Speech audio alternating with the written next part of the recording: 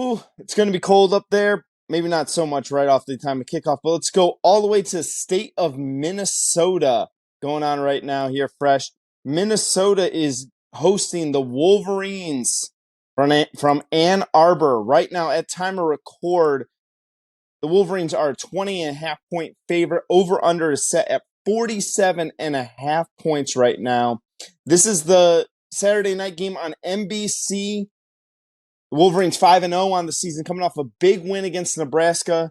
The Golden Gophers, we'll see what they got going on here. Fresh, how you got this one looking? Where are you looking into this matchup here? I mean, I really didn't really. The only reason we're looking at this matchup is because of Michigan. They're going to get the brakes beat off of them. It's going to be terrible. Wolverines are allowing 6 points a game, which is tops in the country, allowing 245.8 total yards a game, which is fourth in the nation. 7 points is the most points they've allowed in a single game so far this season. If the Gophers even get 10 points in this ball game, it's a miracle. And their offense, as we saw what they did versus North Carolina, and struggled to put away Northwestern, I don't have much faith in this offense from Minnesota to actually do anything. This is going to be a bloodbath and a half. The one thing I do want to see, though, is J.J. McCarthy. There's all this talk about he's the best quarterback in the country and all the top 5 pick from Harbaugh during the summer, blah, blah, blah. He has 10 touchdowns, 3 interceptions, 1,071 yards passing. I mean, you should be trying to work on your passing game to stay alive because you're going to get in bigger games down the stretch. You're going to need that. You can't just run Corum and Edwards all day long. I really want to see how you take advantage of this opportunity to expand this passing game because there's not much there.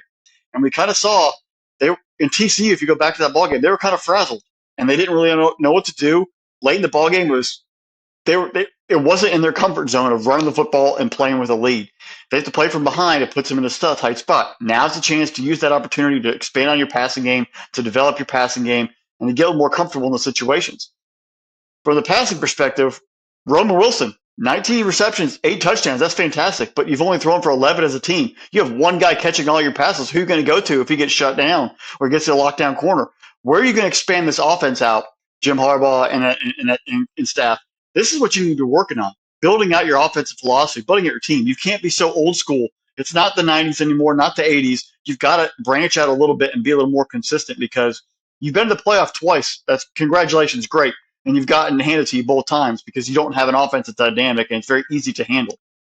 You can get all prepared for your one game a year versus Ohio State. That's all big and great. But how are you going to become a team that actually compete nationally? That's where I want to see you develop your offense here today. Take advantage of this football game because Minnesota, they don't have much talent in the back end. They don't have much talent offensively. You got opportunities to work on it and take advantage of a lesser opponent in the league. PJ Fleck, you don't need to just row the boat this Saturday. You need to put a couple Mercury engines on the back of it and drive around because the shtick is kind of running a little stale, I think.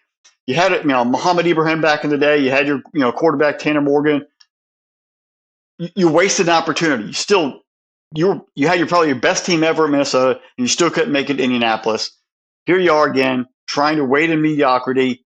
You're a good team, but you're never going to be that great team. You've got to change as well. You've got to be a little more aggressive. You've got to get outside your comfort zone and push this program to a different height. And this is your chance. Can you get your team to rally and pull off an upset?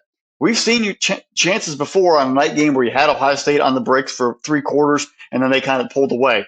Can you actually get the team to rally against all odds and lock it down and take out Michigan? It's going to be a tall task. It's not going to be easy. But can you get the team to actually play a perfect football game? Because that loss to Northwestern overtime was terrible. You went down. You thought you had a big game versus North Carolina. Your offense didn't show up. Your defense didn't show up. It's sort of wear off. And are you just going to become another coach there and living off of no laurels? It's not like you're living off of a Big 10 West title. You're living off of nothing right now.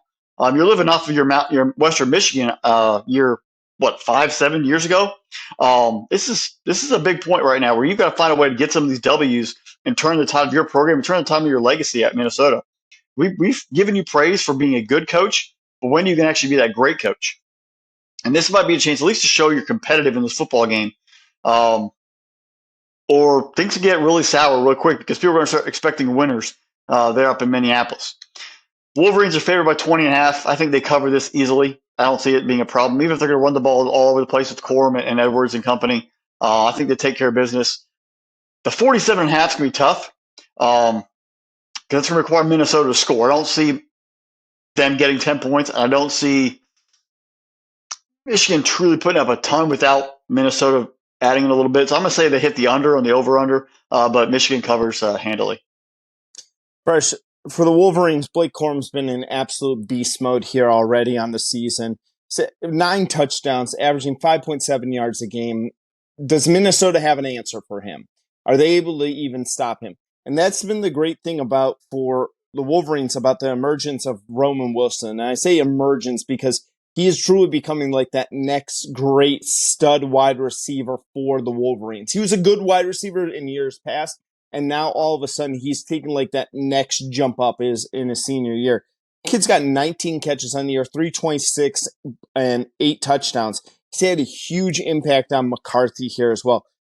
And I've also been impressed, like earlier in the season, before the start of the season, we talked about what was the thing that possibly could be keeping the Wolverines from getting on to that next level and really, like you said, they've made the playoff twice and they've gotten shellacked in both games in the playoff. They should never lost to TCU, and then 2 years ago they lost to Georgia down the Orange Bowl.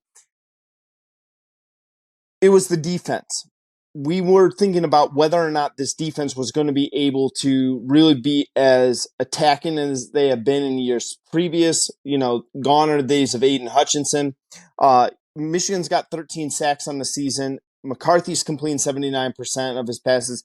Everything is looking all roses right now for the Wolverines. But then you take a look at their schedule. They've played pretty much nobody again so far. This is the same conversation we had at the beginning of the season last year. Minnesota is the first average team that the Wolverines have played this year. It's the first time that they've kind of said, okay, Darius Taylor's been really good so far, 87 carries this year. He's got over 500 yards rushing, 4 touchdowns. And Minnesota, here's the thing that would be interesting. If Minnesota can get some pressure on McCarthy, they have forced 8 interceptions on defense early in the season. Tyler Nubin has had 3 of them for this year. I'm saying, how does Minnesota win this football game? Okay? It's like you're going there to Vegas and you're sitting there and you're going, how does if I'm a big time company, how do I have a big time retreat or conference at Circus Hotel? And that's kind of what this is. How do I win this game that no one in their right mind would really pick Minnesota to do this? No one in their right mind would pick you to have a convention at Circus. No offense to Circus. It's a fun place to walk through occasionally, but it's no Bellagio. It's no MGM Grand. It's no Venetian. You want to go have your conferences at nice places like that. But that's kind of what I'm looking at this for here. Minnesota would have to really just have a banner day. They're going to have to play a perfect football game. Neither one of these teams commits a lot of penalties there. Michigan's only got 13 penalties on the year. Minnesota's got 14. Both teams are going to try to win the time of possession. I was fascinated to see that both of them are averaging about 32 minutes of football game for holding on to possession. I think whoever wins that. Interesting, though. Michigan's 3, this is a start in the middle of a stretch. 3 of their next 4 games are away from Ann Arbor, and 4 of 6, starting last week with the Nebraska game. Interesting. They're going on the road, have to win, maybe in a hostile environment, but these aren't really super tough games until they get to Penn State here about a month from now. I like Michigan as well. I like Michigan with that 20.5. I'm going to go with you under, definitely under on 47.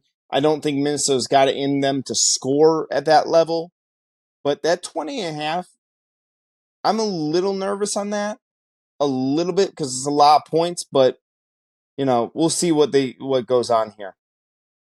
I'm not nervous. Actually, I think that's almost gimme money right there. The way the Michigan controls football games and how putrid that offense is for Minnesota, I think that's an easy cover.